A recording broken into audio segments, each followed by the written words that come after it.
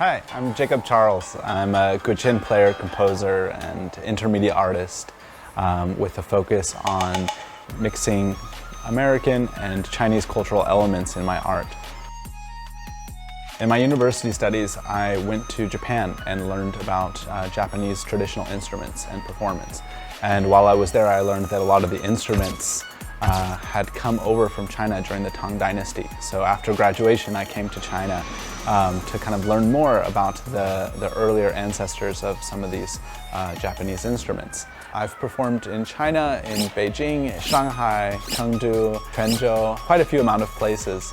Been to Chengdu a couple times. From my experiences of coming to Chengdu, I've always seen that there's a great care for the traditional Chinese cultures, including the poets and the music, and also the architecture. There's a lot of work to try to hold on to this.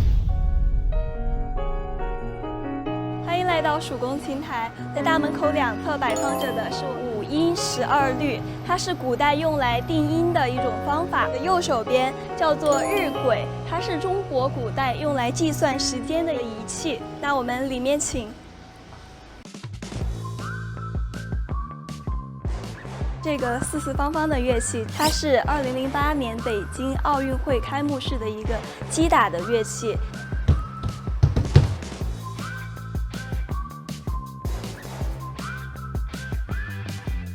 这个就叫做圆响琴。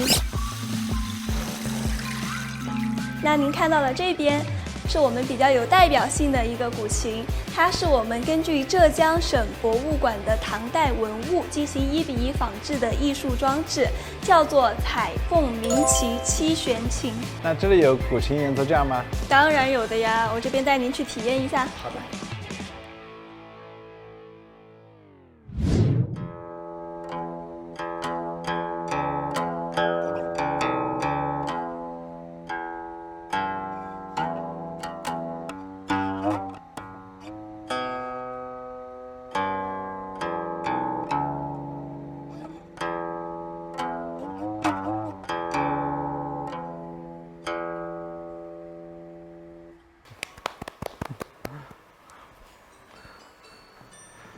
Hello， 你好。哎，你好，你好，你好。哎，很高兴见到你。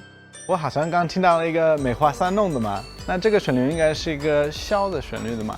是的，是箫的旋律。哎，您好像非常了解这个乐器，因为这个乐器其实比较古老的一个乐器。您是怎么知道的这个乐器和这个旋律还有这个源流的呢？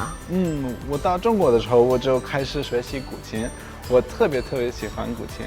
我第一次听到这个古琴应该是在奥运会的时候，但是那个时候08年是吧？哦，太棒了，太棒了！陈雷基老师的嘛。啊，对，哇，您太专业了，陈雷基老师的名字您都说得出来。但是那个时候我不知道是什么乐器，我到的时候就发现了是古琴，然后就很有兴趣开始学习。我来感受一下，学习一下，可以吗？可以啊。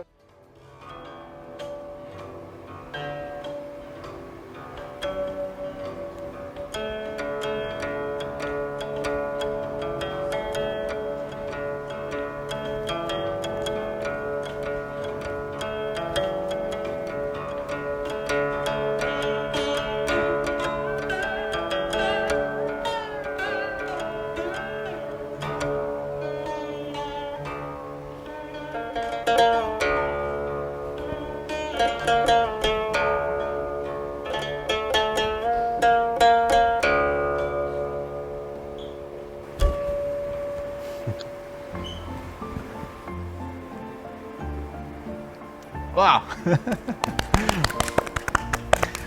那你平时也喜欢即兴的吗？即兴还蛮好玩的，尤其是古琴，它蛮适合即兴的，就是这种对话和交流的感觉。是的。那我们现在在成都，我想知道，就是四川派古琴，四川派有什么特别呢？我们川派其实最重要的就是这种音色，因为各个流派的音色根据它的方言，那么它对音色的强调呢也不一样。那你可以教我一个四川话的一句吗？我要吃熬锅肉，我弹给你听哈。我要吃熬锅肉。When you want to bring two cultures together and have a dialogue with them in your music, it takes a deep understanding of both cultures. So you have to spend a lot of time, and even knowing your own culture, that doesn't come for granted. You have to really spend time to even understand your own before you can start mixing it with others. So I took a deep dive into both what I was doing in the West, and then I took and applied all these new things I had learned by studying Guqin and tried to find ways that I could integrate these ideas.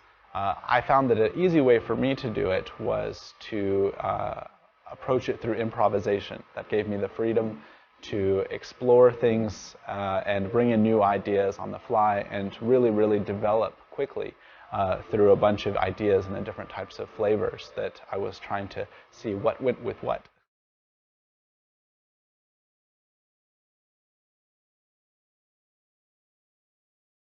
Wow, what a full day.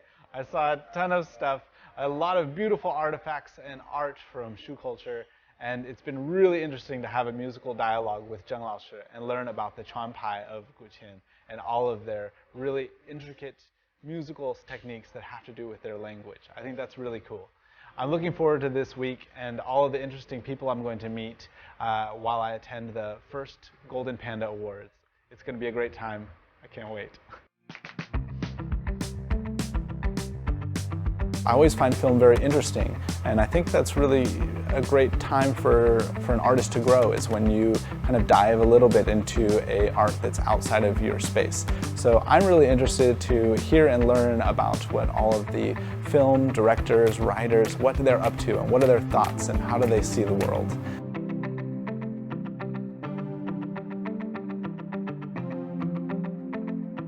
At the heart of my work, like I mentioned before, is cross-cultural elements and finding ways to bridge cultures. And so I think that aspect of the first Golden Panda Awards is just great, and to see so many different cultures coming together.